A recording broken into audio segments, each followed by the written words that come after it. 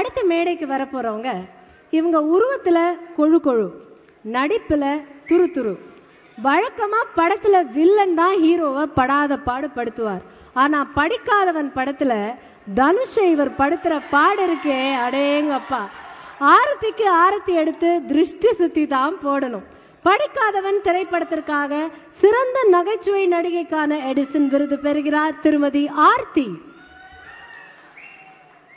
இவருக்கு இந்த விருதினை வழங்க மேடைக்கு நான் அழைப்பவர் சிரிப்பு மழை பட தயாரிப்பாளர் சில்வர் ஸ்டார் ராஜரத்னம் அவர்களை.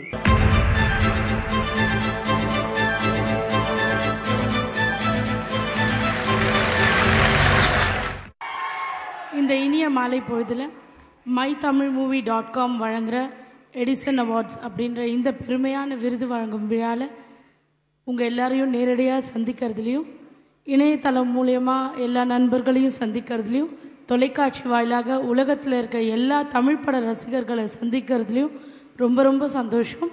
அண்ட் எடிசன் அவார்ட்ஸ் இதுதான் ஃபர்ஸ்ட் டைம் வாங்குகிறேன். அண்ட் இனிமேல் தொடர்ந்து எல்லா வருஷமும் வாங்கணும் அப்படிங்கிறதுக்கான கண்டிப்பாக உழைப்பு என்கிட்டேருந்து இருக்கும். அன்பு ஆதரவும் கண்டிப்பாக நீங்கள் எல்லோரும் தரணும்.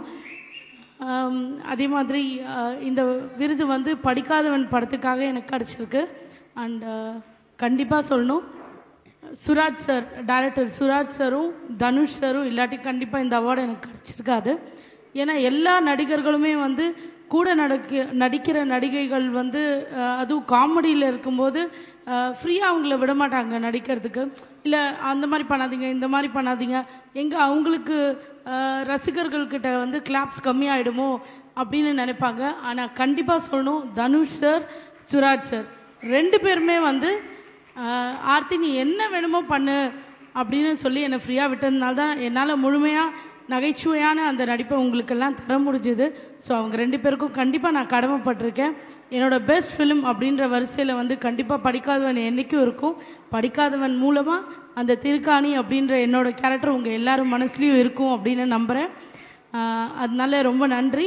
இந்த விருதை எனக்கு தந்த செல்வகுமார் சாருக்கும் tamilmovie.com எல்லா டீமுக்கும் வந்து ரொம்ப நன்றி.